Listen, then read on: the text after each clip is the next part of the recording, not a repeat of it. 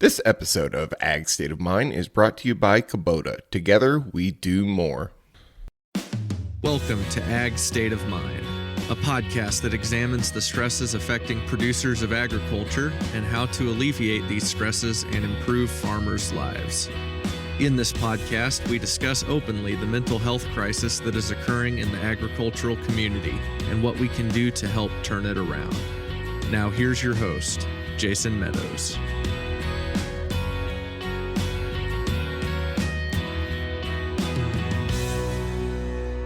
Hello and welcome to this episode of the Ag State of Mind podcast, a proud member of the Global Ag Network.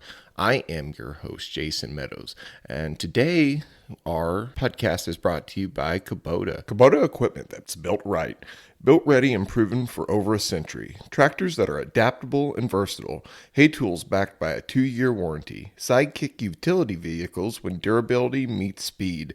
And productive SSV skid steer. There's farm work to do. Kubota equipment is ready to get it done right. Learn more at KubotaUSA.com. So I want to start today by addressing something that was brought to my attention yesterday at church, actually. A friend of mine was talking to me, follows me on Facebook, and he was asking me if he thought that the change in my blog would affect my listenership on the podcast. He apparently had misunderstood in saying that the shift of my podcast was going to change as well as my blog, and that is not the case. Ag State of Mind podcast is staying exactly the same. Our ethos is staying exactly the same. We are not changing anything here as far as our content is concerned. We're still going to be talking about mental health in agriculture, health in agriculture, wellness in agriculture, just the same thing that we have been talking about for the last 2.5 years. That's not changing. What is changing is my writing on my blog, where I'm shifting to more of a religious, faith-based point of view, talking about things from that perspective. So, but that's not going to change on the podcast at all. I obviously will still incorporate faith into my podcast when I see that it is necessary. But no, this podcast is not changing really at all. So with that being said, today's podcast is going to be it's a solo episode. It's a little different, and I saw a quote. Actually, I heard a quote from Jordan Peterson this week, and it said, "You don't want to be so embarrassed by where you are that it stops you from being who you could be." And that really resonated with me because I am what we would call a recovering nice guy. Now, if any of you don't necessarily understand, what that means, I encourage you to check out No More Mr. Nice Guy by Dr. Robert Glover. That's a book that really kind of changed my life and changed my perspective on a lot of things. It helped me understand that I was a people pleaser. I wanted to look at how I was affecting people, how my actions were affecting people over myself. I found it was a really introspective book. And a little background on that is, I was raised as an only child. My teachers in school were primarily women. I was always just kind of pushed constantly to seek the approval of women. And there's something to be said for that on the positive end. I'm extremely conscientious. I try very hard to be a good husband to Carrie, try to please her as much as I can. But it also this led me to developing a very high amount of agreeableness as a personality trait. And if you go look at there's 5 personality traits, and I can't name them off the top of my head right now, but I encourage you to go look those out and take the tests of what your personality traits are. And I found that I was very high on agreeableness, and that's not a terrible thing. It's nice to be agreeable, but at the same time, it it gets in the way sometimes of you actually getting your way. And it affected my relationship with women for probably a good 25 years of my life. I was, again, very agreeable. I didn't necessarily pursue or was not assertive in my relationships. I was really go with the flow. I didn't want to upset the peace. And then when Carrie and I were very early in our marriage, one of my best friends, one of my closest friends to this day, he is actually the guy who baptized me when I joined the church, Dave Walton.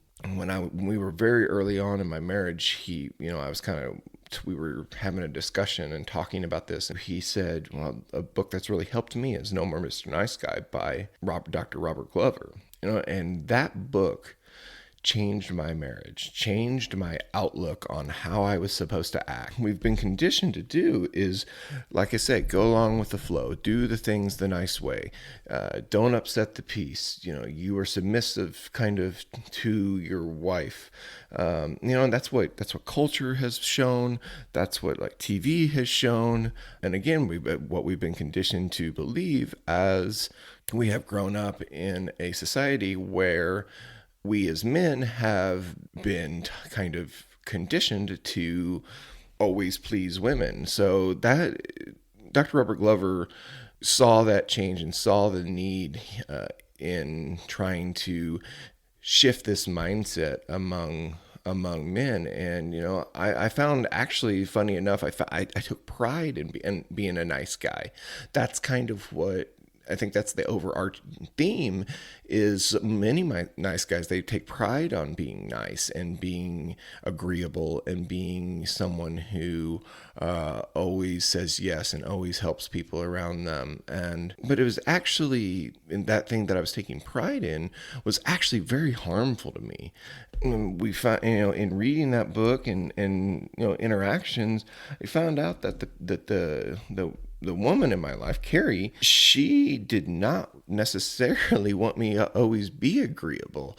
She wanted me to be assertive. She wanted me to be this more independent, not always leaning on her type of person. And it was a really eye-opening experience. And through a lot of work and exercises, and I've read No More Mr. Nice Guy 3 times. I'm proud to say that I am finally now a recovering nice guy, and it's been so good for my marriage.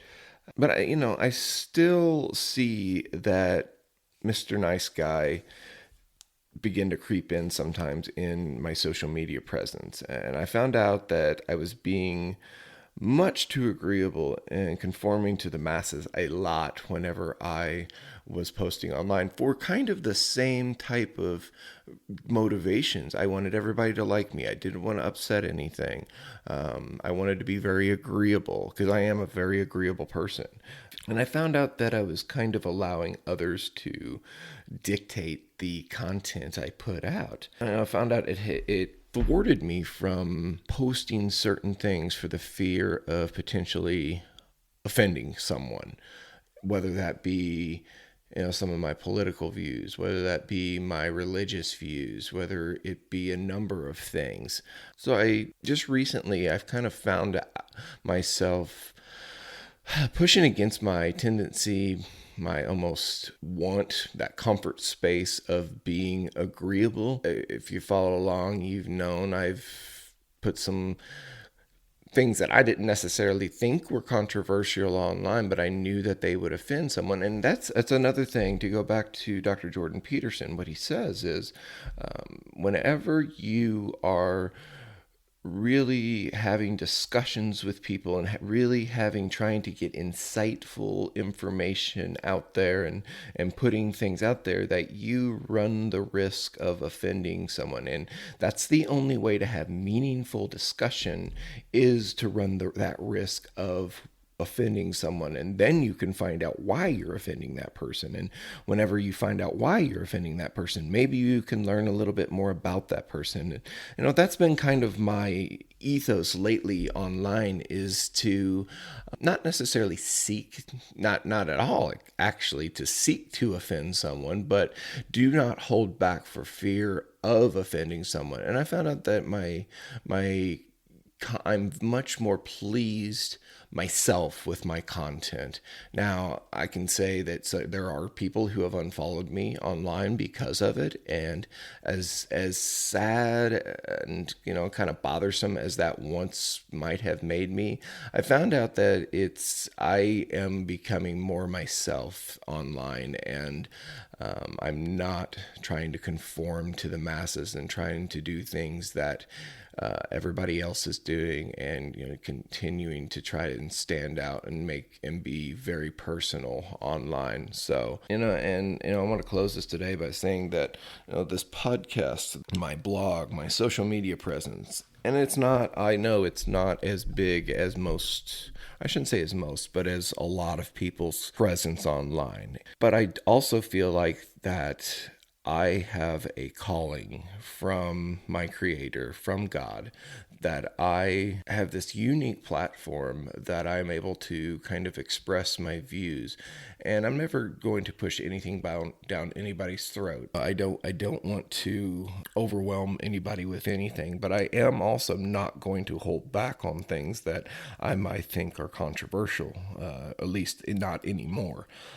I'm very proud of who I am. I'm proud of the life that I have. I'm proud of so many things. And, my views on things have shaped me. My views on God, my views on society, and they're probably not going to be very agreeable with people, but that's okay, because like you said, like Dr. Jordan Peterson said, you run the risk whenever you go out and do hard things of offending people, and I cannot allow that to dictate who and what I do online or in person. So, and that's my kind of closing today. What I'd like to say to you, that if you are ever holding back, whether it be online, whether it be in person, whether it be whatever, don't hold back for the sake of not offending people, because it will do you no good in the end. There's, no matter what, there's going to be people who take what you say the wrong way. So you may as well be true. You may as well be assertive. And, because assertive people, men and women, I want to make that very clear. We need both assertive men and women in society today. They are the ones who push the envelope. They are the ones who get things done in society, and I want to do my small part in doing that, in trying to make a difference in society. So I encourage anybody who's holding back on anything. The world needs your opinions. The world needs your point of view to be heard. No matter how big or small that audience that you speak to is, it could be, and I'm talking about even just within your own homes, the most important place where you can be assertive and stand up for your beliefs and make sure that they're known as within your own home.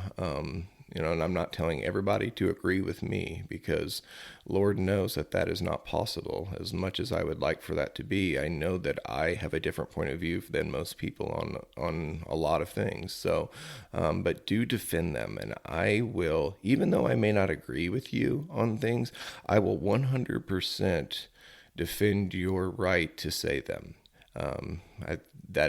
I just feel like that is my duty, and you being able to say what you need to say is a God-given right, no matter what that is. So I appreciate you guys sticking with me today. This was a very personal podcast. This was kind of hard for me to put out. And again, I know that you're used to interviews with people on mental health, on agriculture.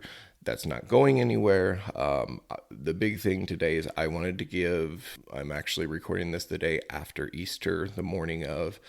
I wanted to give Levi a break from editing. Levi is our main editor on the podcast. I wanted to give him a break for Easter. He's been so busy with baseball and everything else. I wanted to give him a break from that. So this is just a short episode for this morning. We'll be back with so many great guests this coming next couple of weeks. I've got Brooke Taylor from Rural Gone Urban.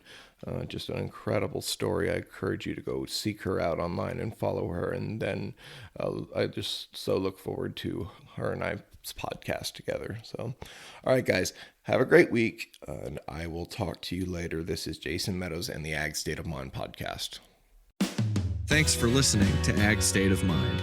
We hope this episode has encouraged you. Be sure to follow us on Twitter, Facebook, and Instagram at Ag State of Mind. And don't forget to subscribe to this podcast on Apple Podcasts, Stitcher, or Spotify so you never miss an episode. See you next week.